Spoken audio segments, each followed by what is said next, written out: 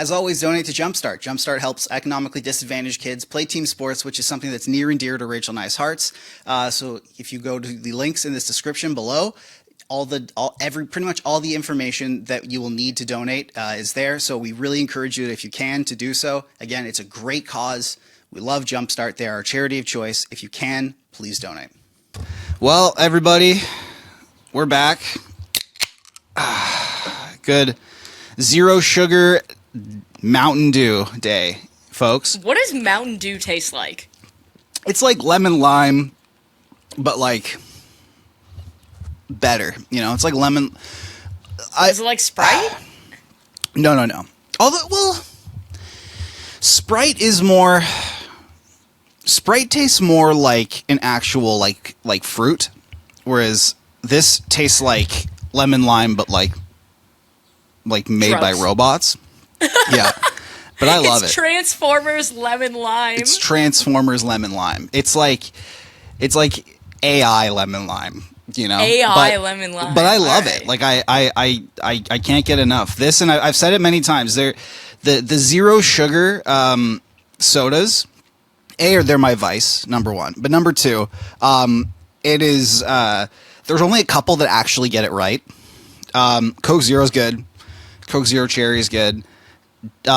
Any root beer, they never manage to get it right. But the two that get it the most right is Zero Sugar Mountain Dew and Zero Sugar Dr. Pepper. Those two, they absolutely nail it. So I think root beer is disgusting generally. Didn't you say you never had it before a while back? I tried it, so now that I live more often in the United States, I have tried root beer one time and I nearly threw up. So that was the end of that. I've never had Mountain Dew. I don't like Dr. Pepper, but like Mike knows this about me. I drink one soda. Yeah, it's Coca-Cola. And you know what's crazy? I have Coke one day a week now, and I've gone to drinking ginger ale instead. Which is great because I can support Canada by drinking Canada Dry. Yeah, Canada Dry.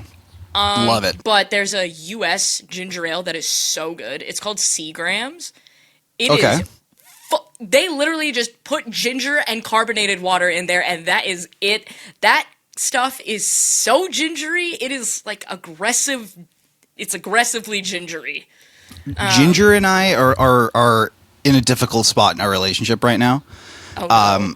Because I was making a like sort of like a crispy beef recipe for myself a little while ago, and this is why you never use jar stuff. Like when it comes to when it comes to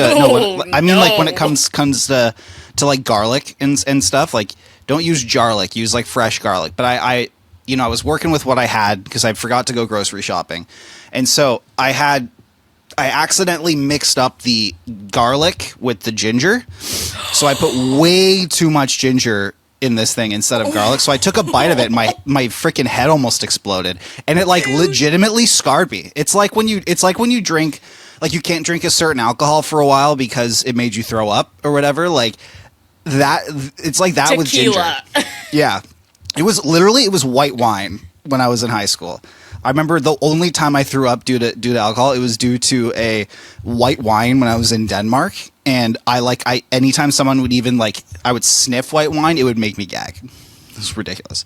That is okay. So speaking of things that we like and don't like, I have discovered a new snack, and this stuff is like my own. I'm gonna borrow a line from Edward Cullen. It is my own personal brand of heroin. Oh, okay. We're quoting Twilight on the pod. Oh, yeah. All right. Okay. Let me introduce you to Wafflecones. And by the way, we are not sponsored by Wafflecones, unfortunately. This is just free promo that Rachel is giving. We better be by the end of this. So, I don't even know what company makes it. They're just called Wafflecones. And look at this. Have you ever eaten a drumstick, Mike? Oh, is it like the part at the bottom of the drumstick that is filled with... Oh, yeah. That's the best part. It is the part of the drumstick at the bottom that's filled with chocolate. So, I had, we'll call it an event 2 weeks ago. And I needed some energy. And what did Nick's nieces bring me as some energy? some waffle cones, and it was great. To give you an idea, I eat more waffle cones than I do McDonald's now. Wow. So did you just like go to Costco and get like a pallet of them? Like, I did buy them at Costco, yes. I also almost got in a fight at Costco, so that was cool. Costco in the United States is scary. yeah. Like, people are scary. I at just the got a Costcos. Costco membership, and I've been loving it. But it's in Canada, so it's a little, it's not quite as crazy. It is honestly like the Thunderdome. Hey, Like- as it should be. Throw down, basically Tom Wilson, Josh Anderson in Costco, except nobody knows how to drive, no one knows how to park. There was a dude who drove through like the pedestrian entrance. There was a lot happening. So that's a good segue. Should we talk about the craziness that happened between Tom Wilson and Josh Anderson and basically the whole rosters of the Habs and the Caps? Is this what it's like to have fun in a playoff series? If you're a fan why? watching this? Is there another playoff series that you're watching that you might not be having fun watching? Well, what's good about this? What's good about this? And let's pull back the curtain for a second. We record these on Wednesdays and release them on Fridays, and we try to cover that up as best we can. But this is difficult because obviously recording on Wednesday, the Leafs just blew another opportunity to close out the sentence. But we could record a. And let me just say this: if they lose on Saturday evening in Game 7, we will record a special episode. Oh yeah. Yeah. And it will be only about the Leafs. So for today, there will be no Leafs talk because we are both, I think, emotionally preparing for the fact that the Leafs are going to be done on Saturday. They're gonna blow it. We should record we should record a choose your own adventure type style like segment of the podcast. We should record one talking about them winning, and then we should record one as if we just watched them like blow the series because this comes out on Wednesday, or we should record one like previewing Game 7, and it comes out on Wednesday just so we have all the bases covered, and basically we just give it. If we did that, like if they let's say they found a way to lose, it wouldn't just be like, oh, they lost 3-0 and it was like a normal game. No, it would be like they were up 4-1 and then lost in overtime. Like, I can tell you the script. Something absolutely absurd. Like they just can't be normal. No, if we were to do that, I'm pretty confident we could record a I'm pretty confident we could record it in a way where it was basically completely accurate to what the game is going to be. Like, I'm pretty sure we could. Let's hit a few things. Mitch Marner, no points. Shows Austin up. Matthews, no points. Morgan Riley, probably fantastic. Chris Tanev, probably fantastic. Fantastic. Brady Tkachuk scored and punked the Leafs. Tim Max Stützle Domi takes a scored. stupid penalty. It's pretty. But you know what, Mike? Let's just be positive for 3 seconds. Let's do and it. Discuss the entertaining playoff series, because Tom Wilson crying, mocking Juraj Slavkovsky Incredible. is 13 out of 10 funny. So I have two. Speaking of that, and I hate, last time we brought up Juraj Slavkovsky on the podcast, it was a very interesting follow up. I'm gonna do it again. Cost me $200. Yeah, there you go. Hey, to charity though. To Not bad. jumpstart. So To jumpstart our charity of choice. But in my department at work, there are 2 Habs fans, and it's funny because a whole two. And it's really funny to listen to them talk because they're fans, but they're not like crazy like on Twitter all the time. But it's interesting to hear their conversations. They want to trade. You're telling me that they're not Habs fans 69420 on Twitter? No, they're not. Damn. Or they're not like Habs fan TV, Reddit, or whatever. Oh man. They're just like normal people who watch the Habs. They want to trade Slavkovsky. They're done with him. Oh. They're sick of him. What? Okay. I'm going to be the voice of reason here. Okay. Settle down. It is not that serious yet. Now, They've already pulled the ripcord on them.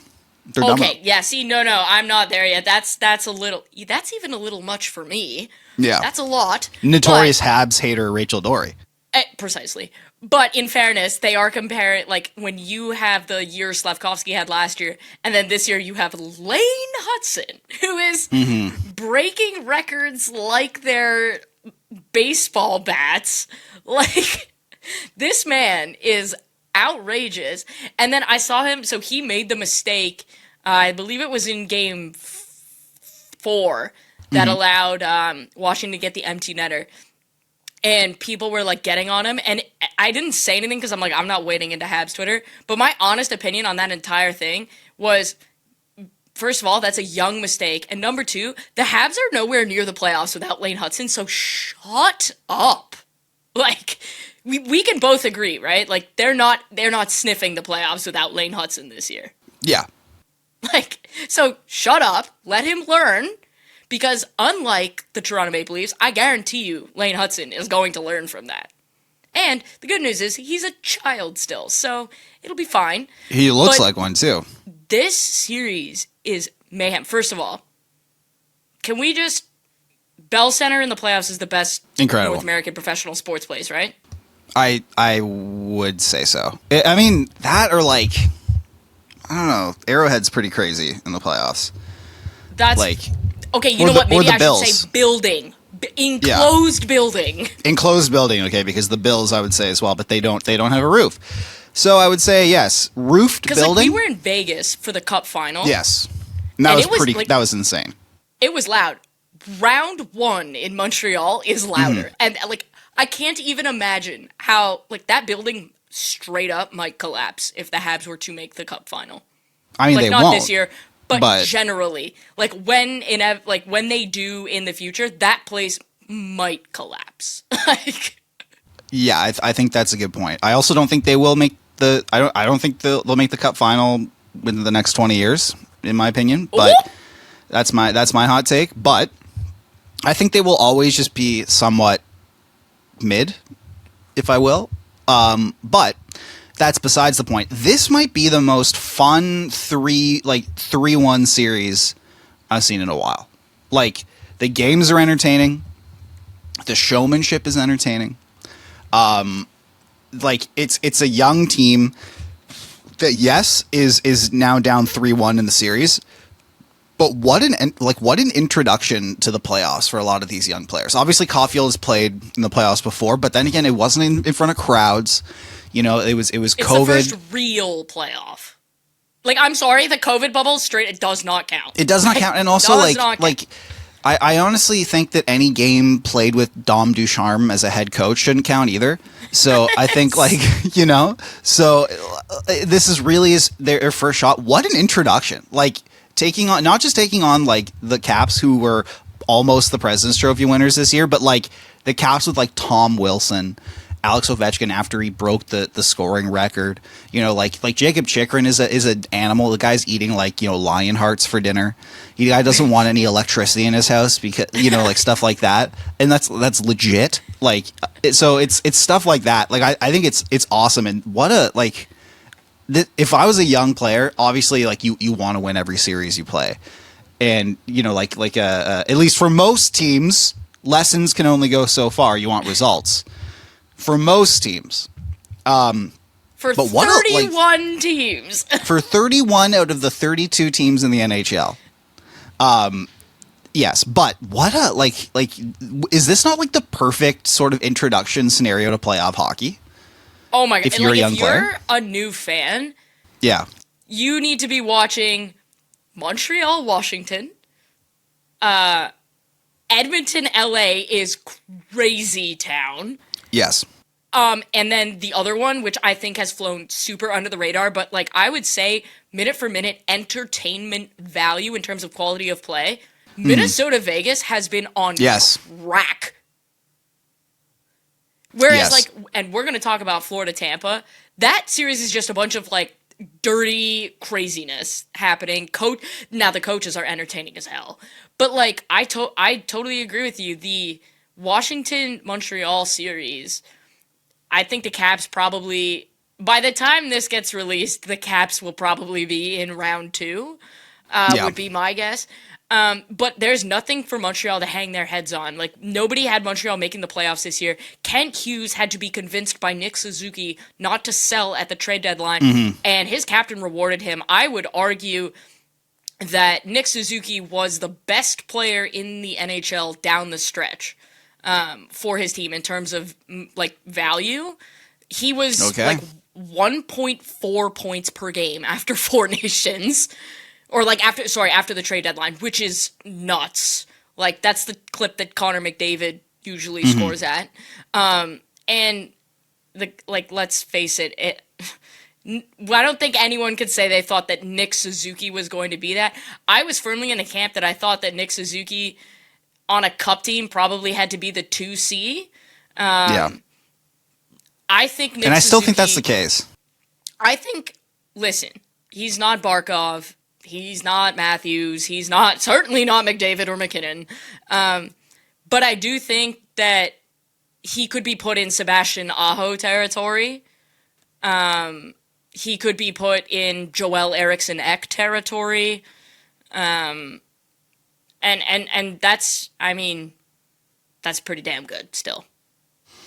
I think I think he's still on like an actual true cup contending team. I still think he is a 2C, but a very good 2C. Like you said, like an Eriksson Ek, or, like, I mean, they don't play similar games, but like during their heyday, like when they were winning, I think it was 2012 and 2014, like Jeff Carter on the Kings type thing, like a really good 2C. They like the Habs. They need some He's some almost extra actually, juice. you know what a great comp is? What? Kessler on the Canucks in 2011. Phenomenal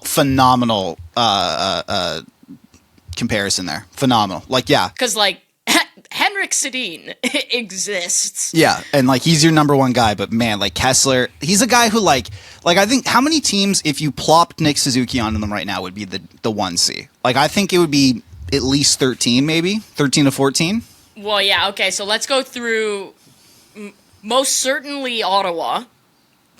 Well, I even think, like if we want to go to like through playoff teams, like he would be the number 1C on Ottawa, I think. He's the 1C on Montreal. He is the 1C on Montreal. Who else is in the East here? Tampa? Yeah, okay, no. No. Braden Point. Florida? No. No. Toronto, he's not close. No. Toronto, he's the 3C. Yeah. In Toronto. And then you go, who else is in the East, man? My mind is mush. New Jersey, Nico Hischier and Jack Hughes. Do you think how would you line Jack Hughes is out, so how would you line him up against Nico Hischier? Nico is the better center. Yeah? Okay. Yes. I think Carolina. Listen, I think they're neck and neck. See, I would put Aho first, but it would be very close. Yeah. Like it's tight. And then you go to the West, he's the 1C on Washington. He's the 1C on Washington. Is he the 1C on Winnipeg? Yes. He is better than Mark Scheifele. I think so. Is he the 1C on Minnesota? I think so. Who is the 1C on Minnesota? Eriksson Ek still. You think he's over? Okay. I think he's just ahead. Yeah. Just ahead. It's the Aho thing. You could it's kind of 1A, 1B there. Vegas? Eichel. Yep, exactly. So then Colorado? McKinnon. Dallas? Yeah, you know what? He is the 1C on Dallas. Do you think he's better than Rupe Hintz? Yes. Okay, so Dallas. Who else in the West? St. Louis, he's most certainly the 1C. St. Louis, definitely. And then Edmonton, no. There's a little guy named Connor McDavid. He's the 3C on Edmonton. What about the Kings? No, I probably have Kopitar ahead of him still. But that's Kopitar like rough. But that's still like... That's like roughly half the playoff teams. And we're not even going through like the bad, like, you look through pretty, like, I would say like he's 1C in Calgary, he's the 1C in Nashville, he's the 1C in Vancouver now. Vancouver. Like, I'm even thinking of like bubble teams, right? Like, obviously he's the 1C Columbus, Detroit, and yeah, he's ahead of Larkin. Yeah, so he's a very good player. Like Nick Suzuki. He's the 1C on the Rangers for sure. Yeah, yeah. Man, they could really, dude. And the Boston, Rangers, Boston could really use Nick Suzuki. Boston. That is a number one. Like, I don't know. Is he better than Elias Lindholm? Like, it's no. That's just a really, really good hockey player, and that's someone you can build around. But I do think they need some juice. Like, I do think they need like a superstar, and Demidov might be that one day for them. That guy is electric. He's incredible. He's not there yet. He's electric. He might be that one day for them, but they need like a stud. But the good thing about them is like they have cap space opening up. Go for it. Like go out, and whether it's making a trade for someone, because the free agent class, is relatively weak. I mean, I don't think they're going to sign Marner. So, and that wouldn't really help them in their quest to not be eternally mid, like I think they will be. So who knows? There's also sawing happening right outside my window. I'm not sure if you can hear that. So that's great. I can. That sounds amazing. So actually, a quick non sequitur as to why there's sawing going on. For those of you who have been with us since the Staff and Graph days, the sirens were one thing. Now we're on to the sawing, and in the interim, there were the fire alarms in my condo. So, I mean, this the sawing's going on for longer than I thought it was going to be. That's for sure. But a little debrief into non sequitur into why there is sawing happening so close, both in and outside of my building. The person who lives in the apartment below me died. So, okay. So I was watching TV. I've like my dad comes over on Sunday nights, and we watch. Right now, we're watching The Last of Us as it comes out. But this was a little while back, so we weren't quite there yet. I think we were watching the end of The Pit, I think, or something. Either way, I look outside my window, and I see an ambulance, and I go, "Oh, okay." Like usually, because there's a shelter, like a block and a bit up my street. So usually they just, go by my place and they go to the shelter. But it stopped in front of my door, not like in front of the door of my place. And I'm like, that's weird. And I look out, but no one's really rushing. No one's in a hurry, and that's never a good sign when an ambulance shows up, but no one's in like a expeditious mood. And then on top of that, someone died. Yep. And then a cop car pulls. Oh no! Then a fire truck shows up. Then a cop car shows up. Then the fire truck leaves. Then another ambulance shows up. So it's like 9, and I go out, and I'm like, "Hey, like, what's going on? Like, is the guy below me okay?" And like, I asked the cop, and the cop goes like, "Oh, we can't give out any information, unfortunately. However, do you know any of his immediate relatives?" And I go, "Well, you just told." I'm like, "Well, you just told me right there." So, but here's the thing. Here's why landlords, like, they're not great. Is that this guy literally passed away? They're already remaking his place so they can get money back. Like, it's okay. So and we can say this: your landlord sucks. Yeah. Is terrible. Like objectively not good. So man, that sucks. Is that the guy with the cat that you're friends with? No. Oh, okay. I haven't seen the cat in a while, and I'm starting to worry. I haven't seen Missy in a while, and I'm starting to worry. Yikes. Okay, but who knows? Maybe she's just she was an older cat, so maybe she's just gotten lazy and has become an inside cat now, which I wouldn't blame her for. But I basically haven't seen her since like the New Year, and it's freaking me out. Anyway, okay, let's talk about Florida and Tampa nonsense. If you're the Aaron, height of the nonsense in the playoffs. If you're Aaron Ekblad, like what is that hearing like? You just got suspended 20 games for PEDs. You're the first guy to get suspended since like Sean Horkoff. Could we talk about how stupid it is? Where like you and I joke offline about how old school baseball is, and like the oldest, whitest sport, other than like the guys who play, but like in the front office, the oldest, whitest sport. And yet, if you get suspended for PEDs, you can't play in the postseason that year. Why in the NHL do you get a 20-game vacation and you get to come back for the playoffs? That is outrageous. how did the NHL let him step in front of the mic and say, "Oh yeah, I feel like I'm in the best shape of my life. This layoff was like the best thing that could have happened for me." Gary Bettman had to be like beside himself. Like, there has to be, in the next CBA negotiation, Gary's got to walk in and be like, all right, this is one thing I will cause a lockout over. Like, if you get suspended for PEDs at any point during this season, you're not allowed to play in the playoffs. Like, that is it. You're done. Good day. Like, that's insane. You basically gave their number 1 or number 2 defenseman like a chance, like a 20-game layoff. A season off. A quarter of a season to rest, recoup, you know, like, and he comes back, what, game 2 of the playoffs, basically? Like, this is absolutely absurd. Game 3, yeah. And then immediately gets suspended again. Murdered Brandon Hagel. So that's what I'm saying. Like, if you're Aaron Ekblad, so he murders Brandon Hagel. Hagel misses game 5 as well. Oh, so he has a concussion for sure.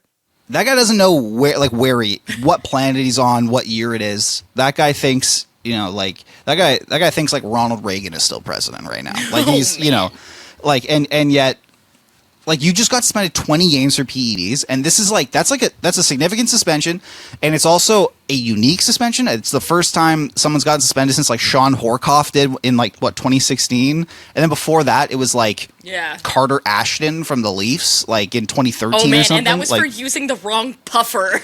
Exactly. Yeah, I remember that. He wasn't even trying to PED. It was literally the wrong puffer. He just used the wrong like asthma puffer, and they suspended him. It was crazy. Like, and then you get 20 games off, you get back, and then like 2 games into like your return, you immediately get suspended again. And keep in mind, like, this is to get suspended 2 playoff games, you got to kill somebody. And he basically did. But like, this is not like because it's 4 regular season games. Exactly. Like to get suspended for 2 playoff games, you have to do something really bad. And he just got suspended 2 playoff games. Like Aaron Ekblad. And the funniest thing too I remember is back when we were covering the Cup final, I was there. Like you came later in the series, but I was there like right from the start. So we did like Stanley Cup final media day, and I was asking Aaron Ekblad like what he does for fun outside. And he's like, yeah, I learned how to like fly a plane or whatever. He's like, because I don't really know how to read, like. And like I don't think he phrased it. He didn't phrase it properly. Like he knows how to read, but he didn't say it properly. But I tweeted like verbatim the quote, and it blew up because it basically made it seem like Aaron Ekblad was saying he doesn't know how to read. It's really funny. Like, I wonder if I can find it. The typical hockey player, first overall, illiterate idiot. Like, it was insane. Hold on, let me see if I can find it. My favorite part of the series is nothing that's happened on the ice. It's Paul Maurice and John Cooper. The two, like, best quotes in the NHL. Oh yeah, here it is.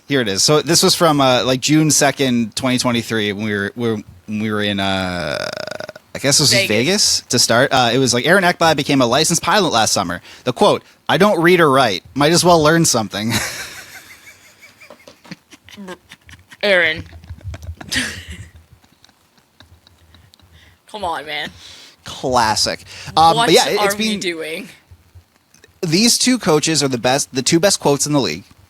These are the guys who, like, I would say, other than like a Torts, who barely gives you a quote sometimes, but like when it comes to if you're struggling, like as a writer, if you're struggling to finish a column, to hit a word count on a column after a game, you know Paul Maurice. that Paul Maurice or John Tortorella are going to help you hit that word count. And John Cooper now too. Like, okay, so here's. Or sorry, I meant John. I meant John Cooper. And now both of these 2 guys, they are in it together, and they are. I have a question because I saw this percolating online. I don't buy it for a single second. Okay, all right. Because I'm like, there's no way this could be true. Mm-hmm. I've seen it percolating online that if Tampa loses to Florida, that Julien Brisebois is going to fire John Cooper. Like, that's not happening. First of all, if it does, and the Leafs should, and I am not kidding, send John Cooper a check and say, write your own number. I've really enjoyed Craig Berube's like coaching this season, but if John Cooper becomes available, the Leafs should euthanize Craig Berube to bring John Cooper in. Like, they should, like, they should put him down to bring John Cooper in. Literally, so Like, honestly, shoot him out of a cannon. Like, $10 million. I don't care how many $1 million. Like, you know what, Mike?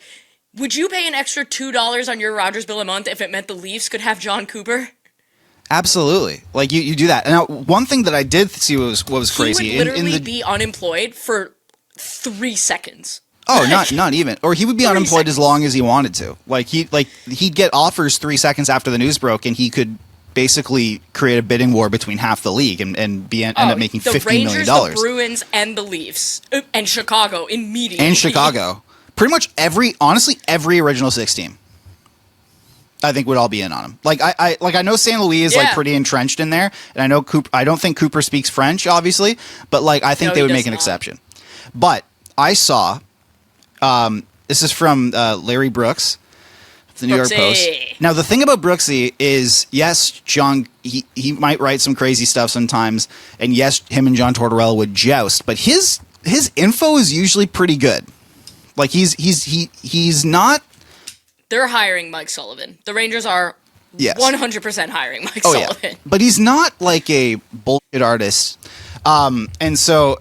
You know, he's not like he's someone that I think has some respect. So yeah, he's not really a Frank Saravalli, but he's. I saw a report today linking John Tortorella, or not John Tortorella. I keep getting these guys mixed up. Sorry, John Cooper, linking him to Utah.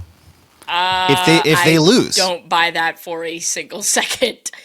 John Cooper is going to get offered literally a $80 million contract from the Bruins, the Leafs, the Blackhawks, the Rangers, that he's not going to Utah.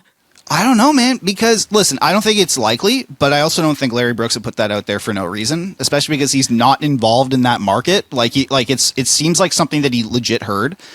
However, seems like something where Utah's like, we'll go after Cooper if he's available, and the rest of the other 31 teams would be like, us too. You're not special.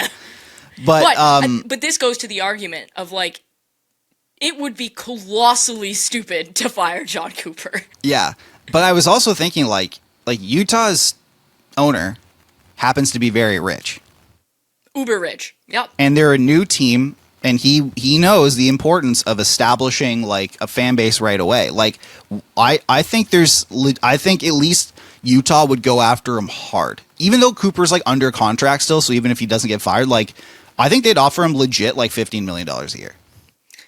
Yeah, I mean, John Cooper's always talked about like A, loving Tampa, but B, like when he coaches Canada, like there's pride there. I would not be surprised if he coaches a Canadian team before like he steps away from the bench, and it ain't gonna be in Vancouver because Francesco Aquilini is cheaper than the cheapest. So we can't talk. I guess we don't want to talk about that. I can talk about it. All right, let's talk about it. So let's talk about Tocchet. Let's talk it about Tocchet. Talking about Tocchet. Can we? We're talking Tocchet. This organization is allergic to good news, Mike. Like, can I just let you pop allergic. Off? So let me just set the scene, then I'll let you pop off, I guess, on this, because I think it's very important. So it was announced the other day. And by the other day, I mean Tuesday, that Rick Tocchet has decided to step down, part ways, not opt in to, and the sawing is back. Apologies for that. Would you say that Rick Tocchet sawed off his relationship with the Canucks? I do, because he decided to step down from coaching the team. There were reports of I would say a sizable gap in contract extension talks between the two sides. However, it was reported that at the last minute, the Canucks finally offered him a ton of money, so that they at least couldn't say that money was an issue. But at that point, it did seem like at that point it seemed like bridges were burned and nothing was going to happen. But he's gone. Quinn Hughes.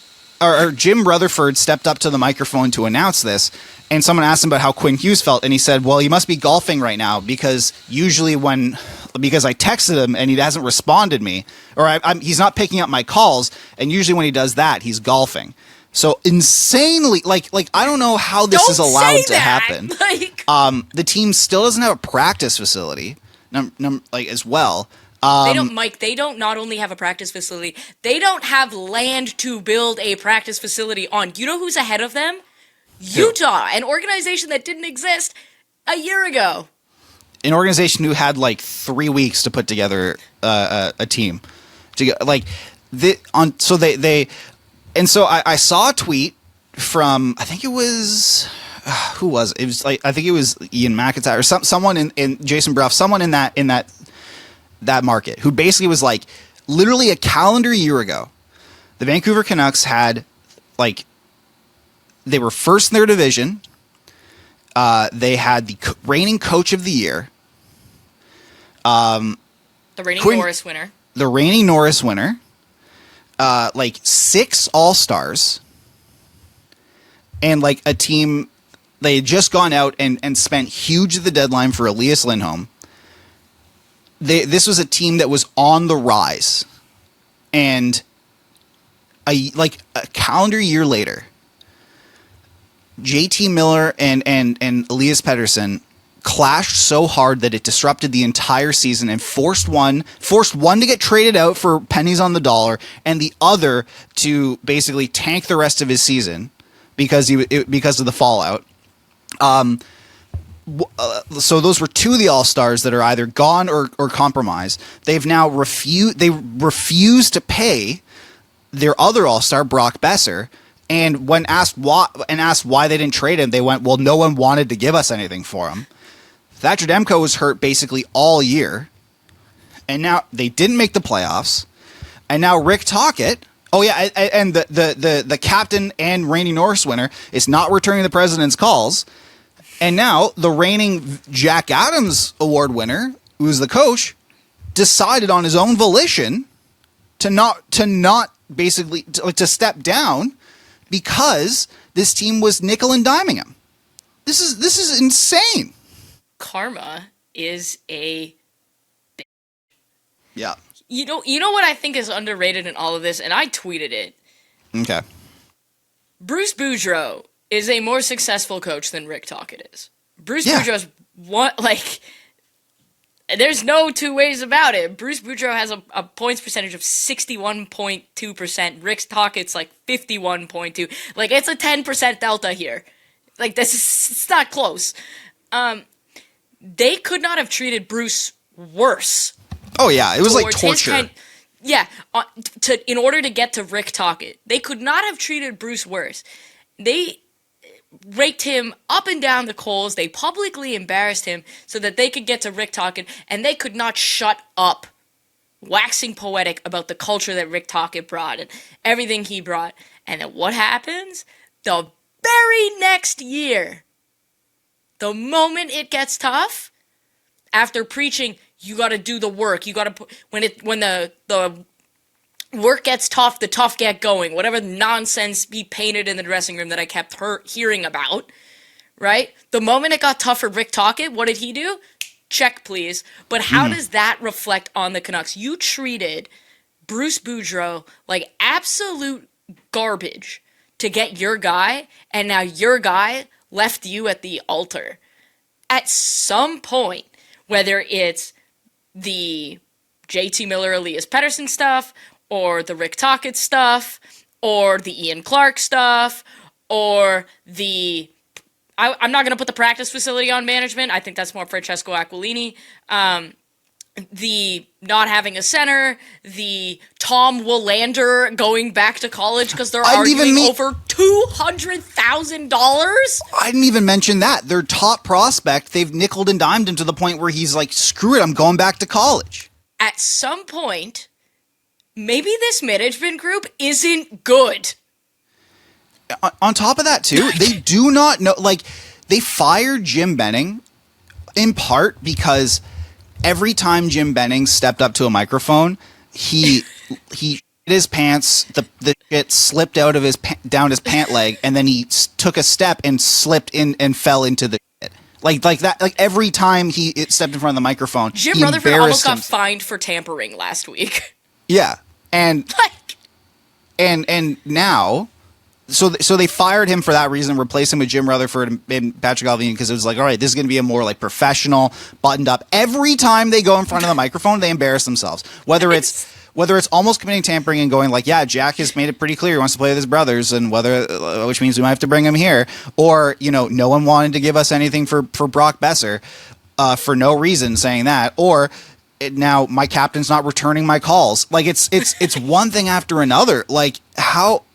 They're allergic to good news. Like, they're literally allergic. The thing is, you had such a good year last year. Like things were going well, and it was success that could have been sustainable. Like obviously, yes, there were some analytics that backed up why, like, maybe they would score off every rush chance and all that, but like you had a good core, you had good players, like you had some good prospects, and it all blew up in your face this year. They're all like all of that is basically decimated.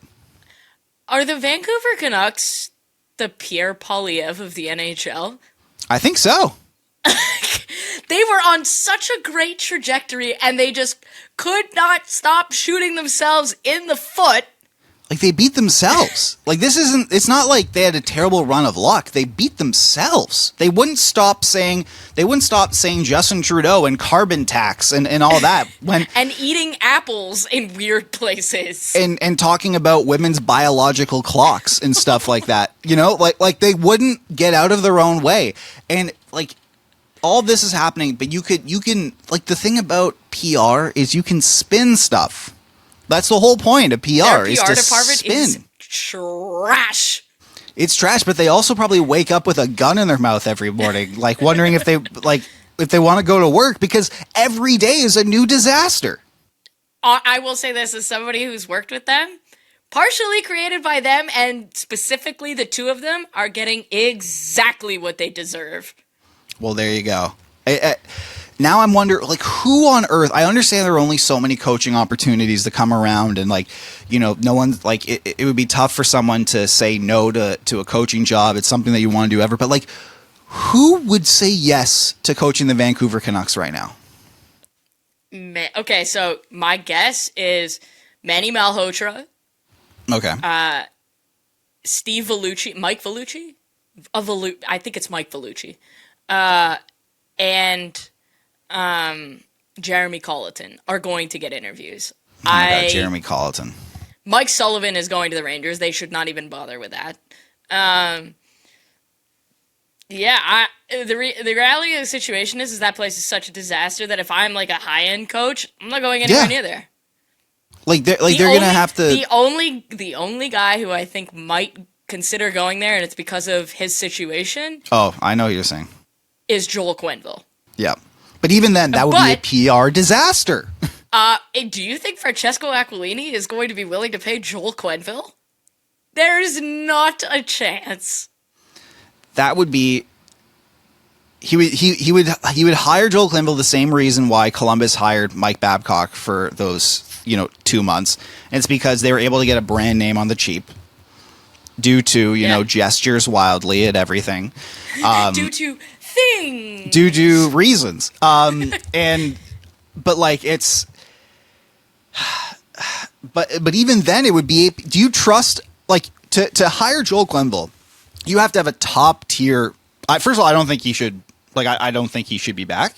I think, like, I don't care how much work he's done. Coaching in the NHL is a privilege, and when you basically try to ruin someone's life the way he did. In the same way that we don't think Stan Bowman should be back either. And by the way, doing a terrible job. 100%. But like, let's say you decide to throw all that away and you hire him. Regardless, like, you have to have the best PR department in the league to essentially like spin it and withstand Lou Lamoriello levels of PR. What will come your way. They do not have that. They can't even convince their president to lie about, like, the text captain messages. Returning his calls. Like, it's Speaking embarrassing. Okay, so I guess we need to talk about this because we waited to do this. We didn't do it last week because this is something uniquely tailored to you. Oh, okay. Lou Lamoriello is somebody you covered while you were covering the Toronto Maple Leafs. Sure is. I would like you to explain to me how these two things occurred. Okay. Lou Lamoriello's contract is not being renewed as GM and president of the New York Islanders. However, Chris Drury got a contract extension the year after his team won the President's Trophy and then proceeded to miss the playoffs. Can you explain to me how that happened? Ownership. James Dolan's a nut job. He's literally insane. Like, he's crazy. But the thing, so I really should just ask Nick to come in here and be like, thoughts? Oh yeah, and just pop off on it. The real thing I want to understand, though, the real question, and then we'll leave after that because I know you have to be conscious of time. But Lou Lamoriello, you know, he's what, 83, 82? Like, he's old. Yeah. So he's getting up there. The real person I am shocked still, at least at this moment, I'm not sure if it's being announced, whatever, as a job, is Chris Lamoriello. Yeah. Chris Lamoriello is the ultimate Nepo baby. Like, I'm sure he's a nice guy. I've never met him. I'm sure you've met him. Yeah, is he he's a nice guy. Okay. Yeah, he's a nice guy. So this is not anything personal. You're correct. This is not personal to Chris Lamoriello in the sense of who he is as a person. This is his prowess as a hockey executive. Every team that Lou Lamoriello has GM'd or coached, Chris Lamoriello has been the assistant GM, which is in charge of the AHL team. Everywhere except Toronto. Everywhere except Toronto, and that was Kyle Dubas who oversaw that. Chris Lamoriello has made the AHL playoffs. I believe it's twice in 24 years. I believe. And Bridgeport had one of the worst records in the history of the AHL. Yes, this year. And on top of that, starting in the 2023 season, so 2 seasons ago, the AHL expanded to 3 seasons ago now.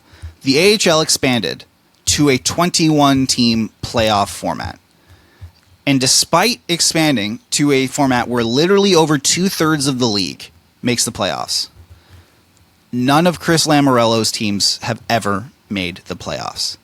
Even when over 2/3 of the league does.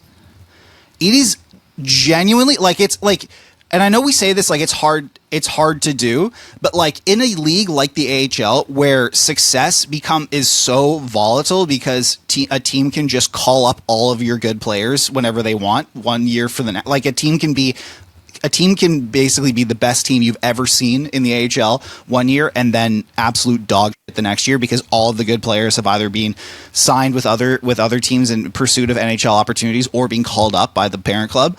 It is so difficult to not just squeak into the playoffs, especially when over 2/3 of the league is there. Like, that is, if you ever need proof, you know how when Angel Hernandez in the MLB thought that like the league was discriminating against him, and you just suck. So in the lawsuit, all like what the MLB did was literally like roll out a TV and show all of the terrible missed calls that he had, and they won the lawsuit.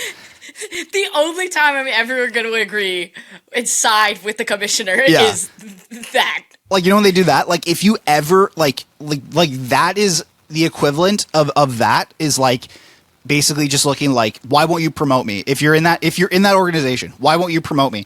Oh, I don't think you've deserved it. If you go into your performance review and you just print out Chris Lamoriello's Elite Prospects staff page and go like, how did the teams do? How is this guy my boss? Like, how does this guy make more than me? Like, you will then earn a raise. But then, like, okay, so back to Lou himself. You have dealt with him. I have dealt with him a lot. And actually, Nick dealt with him the most out of the three of us because he worked for him for like 10 years. What I would say is this. Lou, people might not have liked his rules. And some of them might have been, like, stupid. A little in the past. Okay.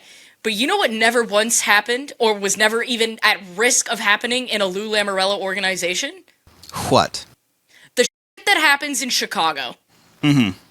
Because he is on the ball with everybody at all times. There are expectations of staff, of players, and a consequence of Lou Lamoriello's rules. You might not get to have a beard or long hair, but, Mike, would you take, I'm allowed to have a beard and long hair, but also sexual assault gets covered up, or no beard, no long hair, no sexual assault? I would take option B, I think. I think I would, if I had to choose between having a beard and getting molested over being clean shaven and a guarantee that I would not get molested, I think I'd choose option B. And the thing about Lou is, like, you don't have to like his rules or anything like that, but at the end of the day, everyone who worked for him, right? And I don't know, at some point, maybe I will get Nick to talk about it because he's got some really fun stories. But, like, I worked for Steve Pellegrini, who's the Islanders' assistant GM and Lou's right-hand man outside of Chris.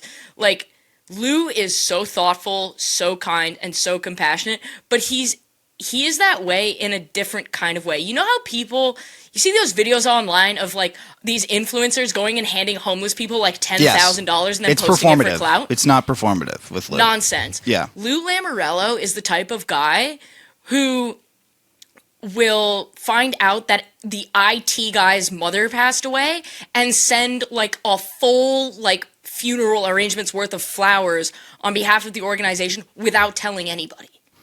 Or he'll show up.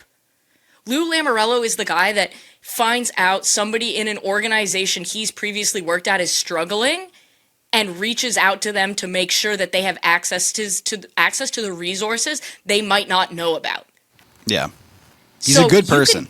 You can take qualms with his contracts, with his rules, with anything, but at the end of the day, hockey is absolutely less without Lou Lamoriello in it, because there are too many people in hockey who are shitty people, and he Definitely is not one of them.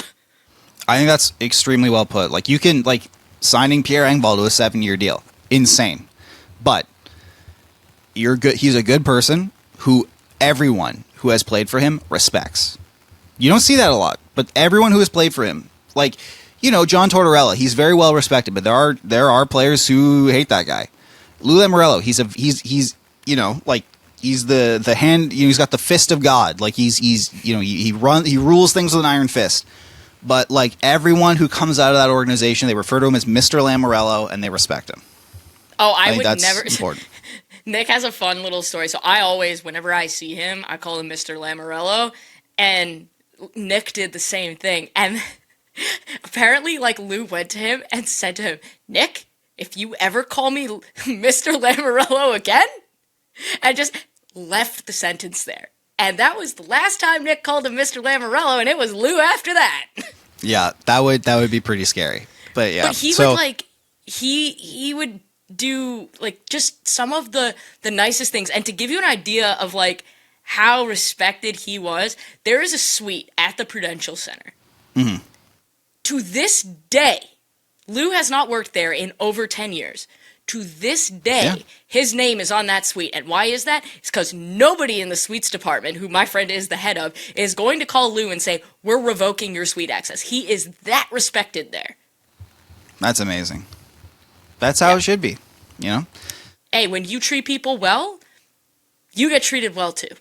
Exactly. So we'll leave it at that because you got to run. But before we do, we say the one thing you should do is run over and donate to Jumpstart, our charity of choice.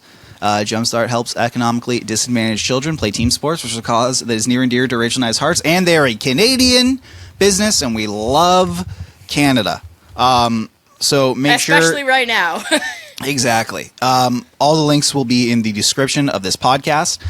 And if you can, please donate to Jumpstart. Rachel, before we head out, anything you want to leave our lovely, beautiful listeners with? Congratulations to Prime Minister Mark Carney. And Do get some good stuff, my man. And get absolutely owned, you dork, Pierre Poilievre. Yes. And we will see you next week. Or Saturday, depending on what happens. If you're having trouble sleeping the way I have been for quite a few months now, give Some Sleep a try.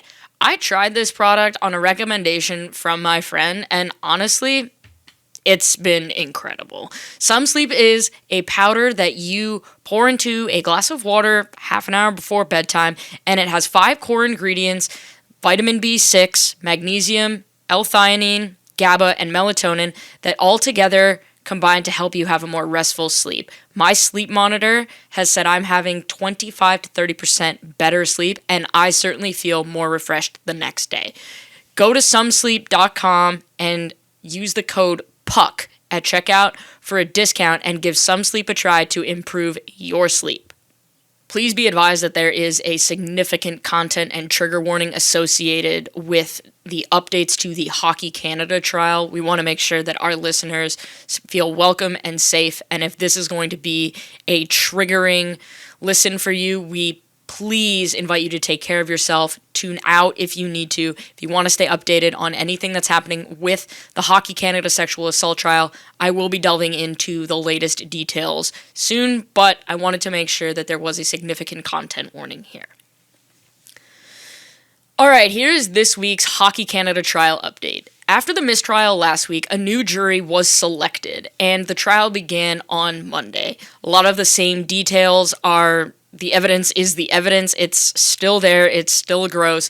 But just kind of a quick recap. They have to do the opening statement again. They have to start the testimony again. It's a whole new jury, and there were no reasons given for the mistrial. We still don't have those. So here is a quick recap. Mikey McLeod sends a text in a group chat that says, "Who wants to be in a three-way quick? Room 209, Mikey." After the incident, alleged sexual assault happens, McLeod records the victim saying, "You're okay with this, right? You're okay with this?" And she says, "Yeah, I'm okay." There is a second video of her naked in a towel saying, "This was all consensual. Are you filming? You are so paranoid. I'm so sober, and that's why I can't do this right now." And that video was recorded at 4:30 a.m.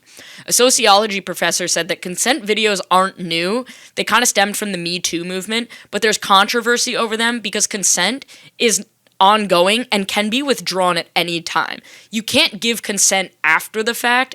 Consent has to be had throughout the entirety of the sexual acts, which happened well before these videos. For example, just because someone consents to having sex with Michael McLeod the first time doesn't mean that the victim consented to everyone else entering the room and what happened after that. Furthermore, when this video was being recorded, who was in the room? Was there coercion involved? Were there threats? At the time of the sex, was the victim sober enough to consent? And it could have been a situation where any of the five said, "You need to record this video or we're not allowing you to leave," which would explain why it was recorded afterwards. If any of that was present, if she wasn't sober enough to consent, if there was any coercion, if there was any threats, if she felt that her safety was in danger, if she didn't comply with what they were doing, that is non-consensual. So that's key here. After that night, there was a group chat of 11 players that was provided by police by Drake Batherson and Tyler Steenbergen. In that group chat were the 5 players charged: Jake Bean, Maxime Comtois, Brett Howden, Sam Steele, Drake Batherson, and Tyler Steenbergen. We had heard through details, be it the civil lawsuit and publicly, that there were 10 to 11 players in the room when this happened, but only 5 were charged. There are your 11 players. Formenton's lawyers asked the detective who testified why they didn't ask the bar how much the victim had to drink. That would speak to how drunk she was, whether consent could or could not have been given, and if they free pour or if there are measured drinks. So that is kind of a relevant question and interesting. Taylor Radish also played on this team, and he is the first player to testify. He currently plays for the Washington Capitals, and given that he testified the morning of Game 5, he testified via video. And he is due back in court later to finish his testimony, but this is what we have from Taylor Radish. He says he doesn't remember anything other than going to the bar and FaceTiming his girlfriend afterwards. I find that to be highly convenient, but nevertheless, the "I don't remember" is a very convenient thing to say. He said he recalls Boris Kachuk and Michael McLeod asking him to hang out, and that there was a girl in Michael McLeod's room, but he was there for a very short time. Now, McLeod texted him privately outside of the 11-person group chat, which he was not in, and asked him to come to his room for, quote, a gummer. And a gummer is a hockey slang term for oral sex. He did not answer that text, and he went to bed. Days later, Michael McLeod texted him that a Hockey Canada exec had told McLeod that there was an investigation into, quote, that night in London. So immediately, we know who the players were in the group chat, who was in the room, that Taylor Radish was there for a short time, but not there kind of during the incident, and that he doesn't remember anything. And while this did happen in 2018, so it is entirely possible the details are cloudy, it seems somewhat convenient that he doesn't remember anything. Nevertheless, this is what it is, and we will wait to hear further details from Taylor Radish and whomever else may testify.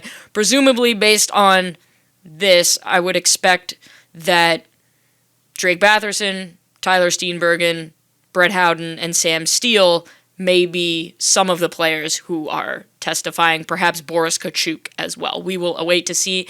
We will have an update next week.